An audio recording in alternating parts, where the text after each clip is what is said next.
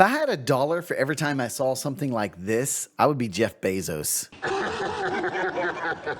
So apparently Star Wars Magazine has Kathleen Kennedy exiting Lucasfilm. I don't know if I really believe this anymore. I've seen this so many times. I don't know if I should believe it or not, but we are still going to cover it just because you never know. You never know. In a surprising turn of events for the Star Wars universe, sources at Lucasfilm have disclosed that Kathleen Kennedy, who has been at the helm of Lucasfilm since 2012, will not be renewing her contract in October. So this much we know is true. Her contract is up in October. Rumors originally had it that they're just going to renew her, that they're not going to, cut her. But maybe because of the colossal failure that was the Acolyte and how much money they spent, they're actually going to not renew her, which would be amazing. The decision follows a lukewarm reception of Star Wars Acolyte. Yep, the series that aimed to delve into the darker, less explored corners of the Star Wars galaxy, which could have been amazing.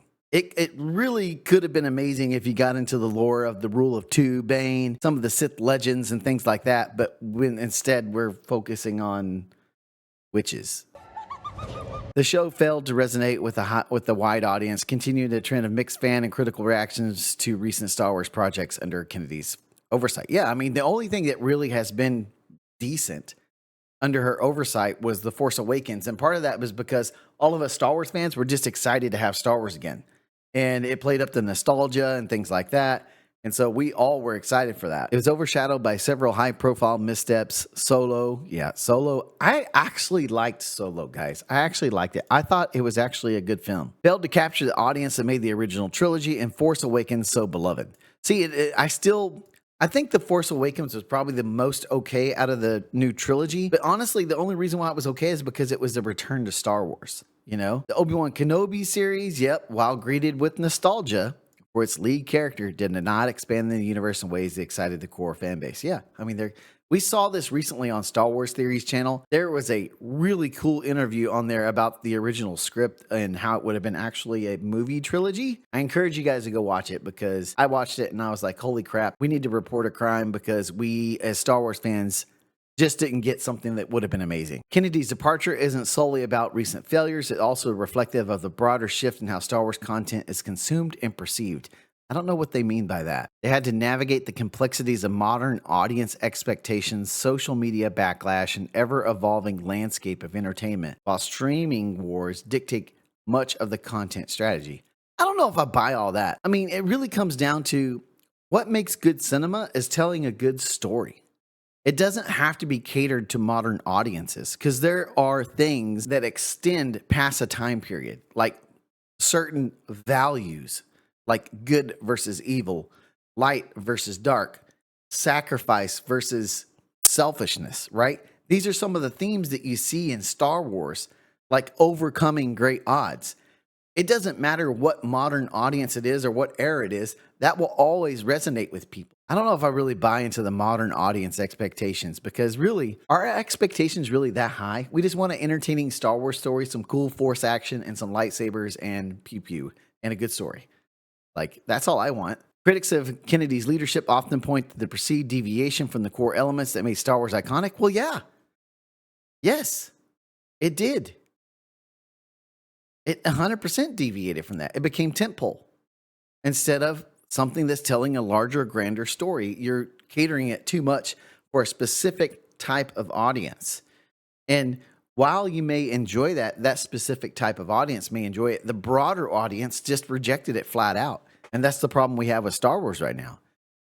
The only thing that was even close to what it was The Mandalorian. The first season of Mandalorian was like, oh my gosh, here it is.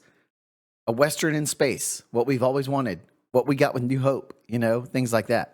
Yeah, however, her legacy isn't without triumphs. Yeah, The Force Awakens, I wouldn't say it's a triumph. I'd say it was pretty good. But Rogue One and The Mandalorian has definitely been the best out of this era of Kathleen Kennedy. They're going to search for a successor. I'll watch closely, okay? And the Rey Skywalker movie, I mean, guys, we've heard all about this, that it's canceled, it's not canceled, it's canceled, it's not canceled. I honestly think whoever comes in charge, if this is true and Kathleen Kennedy is out, I think what needs to happen is whoever comes in needs to scrap this whole Rey Skywalker thing and just move away from it.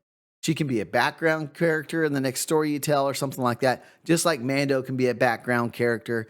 Like they could be like a Han Solo character in the greater story of something else, right? Maybe. And this is just I just thought of this. Maybe they're going to usher this in with Cal Kestis and everything that's going to happen with Cal.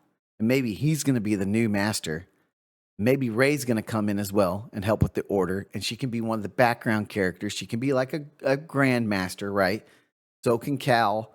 And they redo this with Mando in the background and things like that. That might actually work. Long as they don't make her front and center, because I think she's too divisive. People either love her or they hate her or they're just like, meh. And the problem is there's too many people that are meh and hate her than the people that love her. And that's just not a recipe for success. The franchise's next chapter will undoubtedly be influenced by the lesson from the Kennedy era. Well, I hope so, because we need to get back to what Lucas originally wanted for the Star Wars franchise. I mean, as much as people hate it when people say this, it's true. George Lucas's Star Wars, it all came from his brain, right? So if anything, you should be honoring that legacy and trying to walk in that legacy rather than deviating from it. Because I know there's people that want to stand out, make a name for themselves and things like that. But really the way you can make a name for yourself is honoring whatever came before you, right? And that's really how you can be successful, is you honor the things that came before you, learn from them and grow from them and expand on it, right? And that's not what we really had with Kathleen Kennedy. I mean, we had a couple of hits, Rogue One, right? The Mandalorian. But that's really what we have to do. We have to look at all this rich lore that we have and expand on it. Because if we do that, I mean, you're going to make money. So I don't know, guys. I don't know if I really believe any of this. Like I said, you see this all the time on YouTube, but I had to cover it just because I'm a Star Wars fan. And if the off chance it is true, things are going to get really interesting for us Star Wars fans. You guys let me know in the comments below what you think and blow it up, baby. Make sure to like and subscribe, or we will execute Order 66. Check out our other videos on the screen as well. Yes, my lord.